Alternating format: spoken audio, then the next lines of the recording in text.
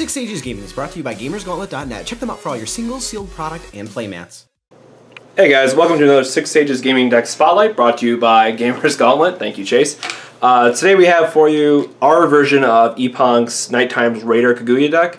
The basis of the deck is just playing a bunch of stealth dudes. You get to use Nighttime Raiders and Alice's little Assault Force to trigger it and then put a Lucifer into play as early as, say, turn 2 or something. So it's a way to cheat out a big flying Resonator that makes your opponent lose a Resonator as well and can have a life-gaining ability attached to it. So if you're going against, let's say, the red decks, that can definitely help you win those matchups where otherwise you'd just be dead to the game going on and, say, double split. So we got to playtest the deck a little bit. Chase went 1-1 against the red decks. He was able to beat Alice's World if you check out our Duel Series video. And it's definitely something I'm going to be playing at locals this week. I'm going to change up a few, probably 8 more cards to see if we can tune the deck a little bit more. So first we'll talk about the ruler, then we'll get into the stone base, and then we'll talk about all the cards in the main deck themselves. And we'll show you what some ideas for sideboards, but we haven't really set on a sideboard for this since this is the second version of the deck and we changed it drastically from the last version. So as we change it again, our sideboard is going to completely change yet again. So let's get into the deck itself. Alright, so first we have the ruler, the Seer of the Blue Moon Kaguya. This side is basically the only relevant side for this deck. You get to pay 1 and put a card from your hand into the Chant Standby area. Basically, since the whole deck runs on that engine, it saves you a lot of will throughout the course of the game. And we don't have any treasuries in the deck, so we don't actually get to Judgment Her ever. So literally, it might as well be a one-sided ruler for this deck. So again, it's just for the fact that you can play standbys on turn 1 and cheat stuff into play a lot quicker than what you would normally be able to. Going into the stone base, we have 2 Magic Stone and Moonshades. These are mostly filler, but also because it's for the life gain ability off Lucifer, which is extremely relevant in the red deck matchups, to the point where we're considering a third one because some games you just don't see it till the last 2 stones and you're insanely unlucky, but that's life sometimes.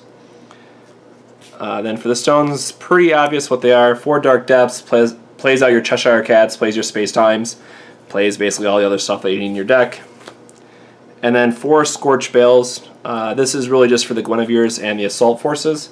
And again, I can't stress enough how important Guinevere is in this deck, strictly because it allows you to get rid of executioners that might not be attacking anymore or things of that nature. So we were talking about changing up the color base, but I think we're going to end up coming back to this Fire, Water, Dark build just because of the Guinevere's and how much value that they add to the deck. Going into our 1-drops, and probably the MVP, or at least it has been for Chase, is the Executioner.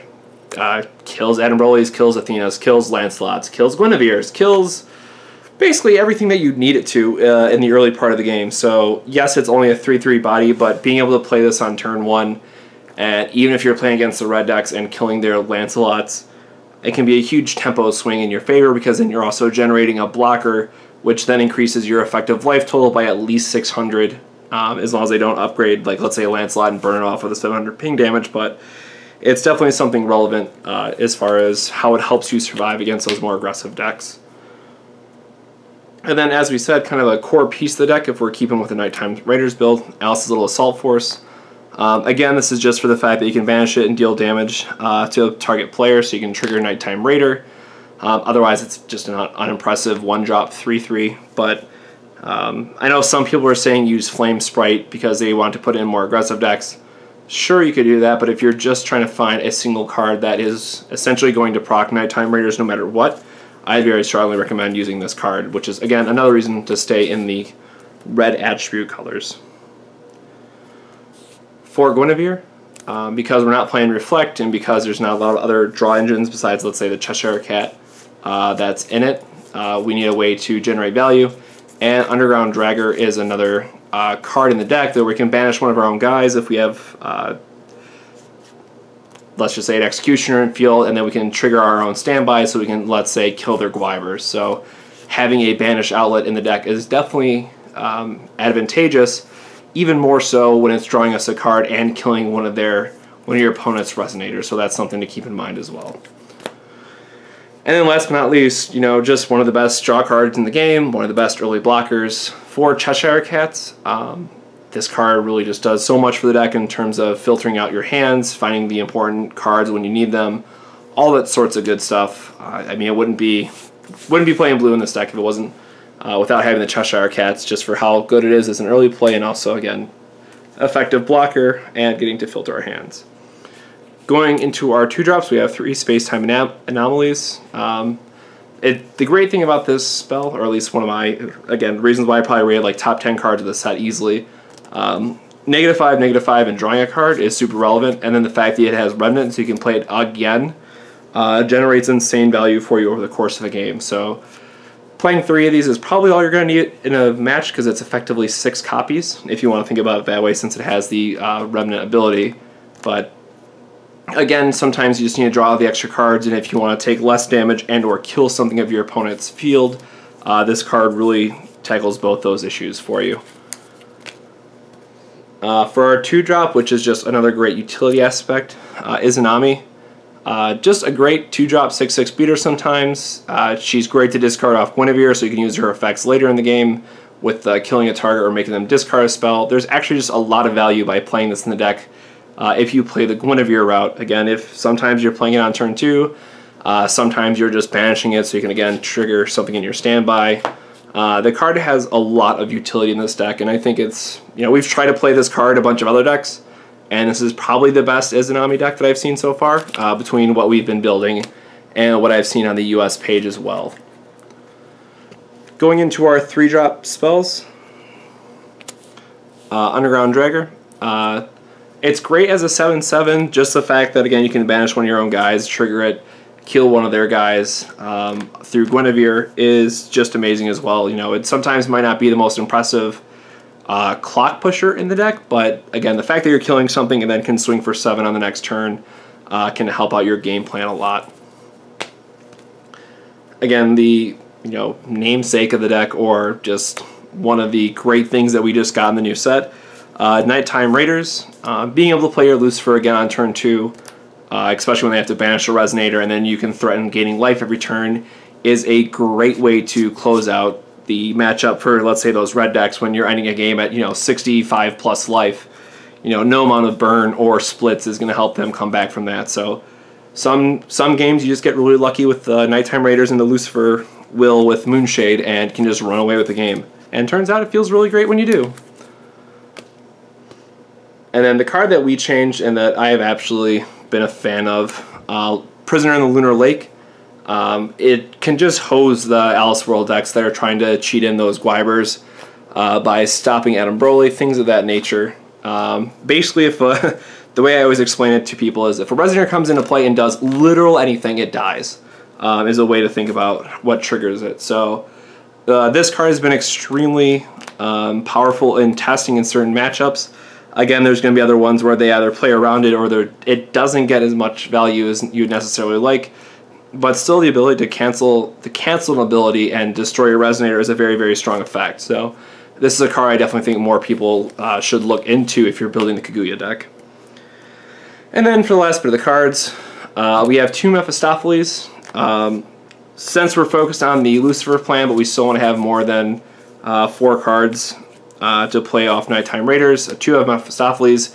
Sure, you have to banish your own guy, but when you're banishing, say, a Cheshire Cat, that's just going to get shuffled back into your deck anyways that you'd want to draw again, so that seems perfectly fine.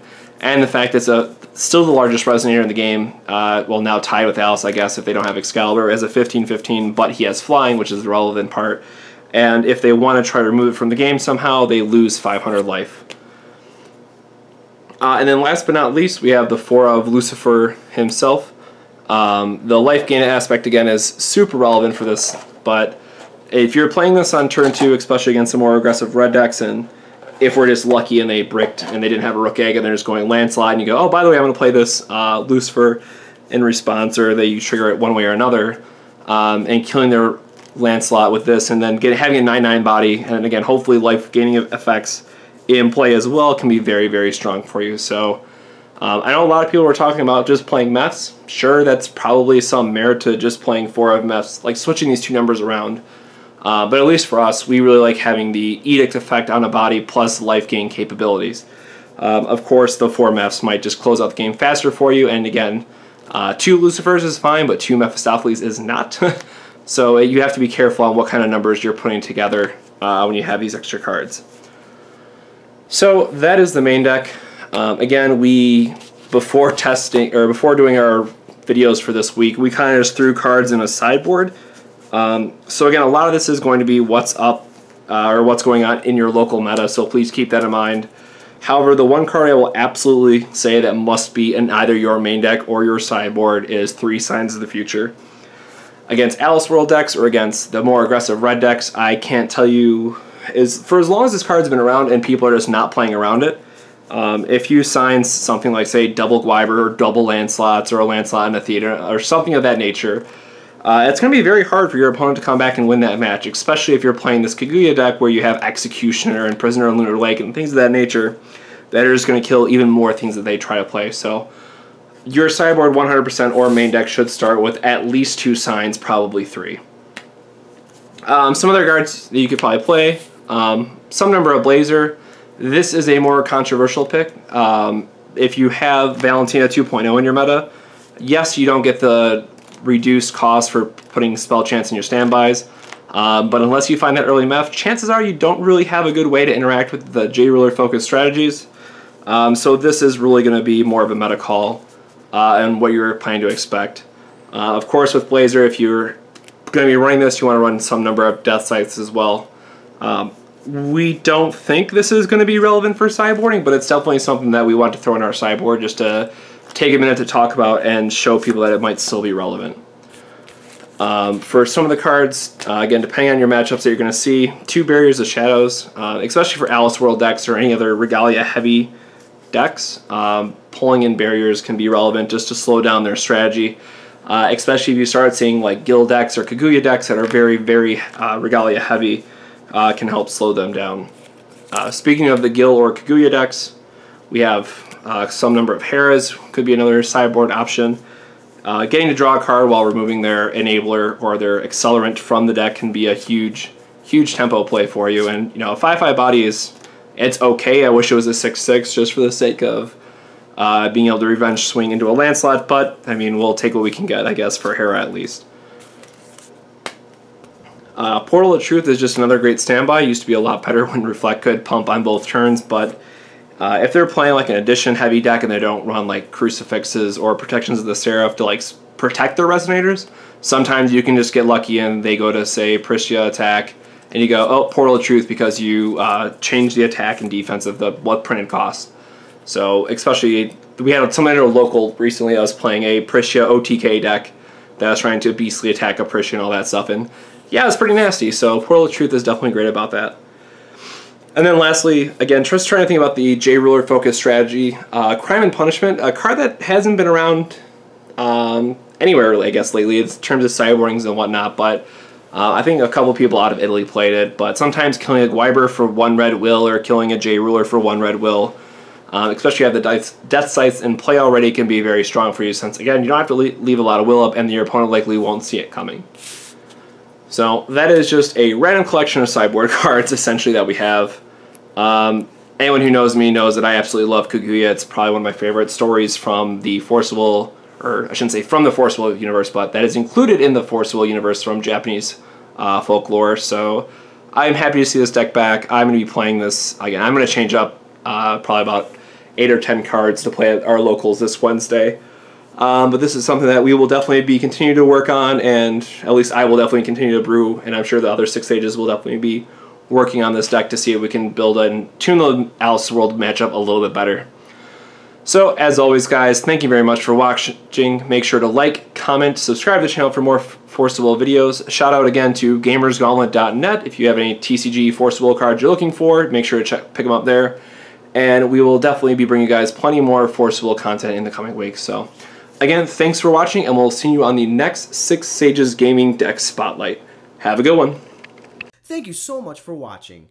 Be sure to hit that like button and leave us a comment with what you thought of the video. Don't forget to subscribe to 6 Sage Gaming and check out some of the deck spotlights, duel series, and Force of Community videos that are already on the channel. We also have a Facebook and a Twitter, so feel free to find us there. Lastly, if you have a deck that you would like featured in a video, be sure to drop us a comment below.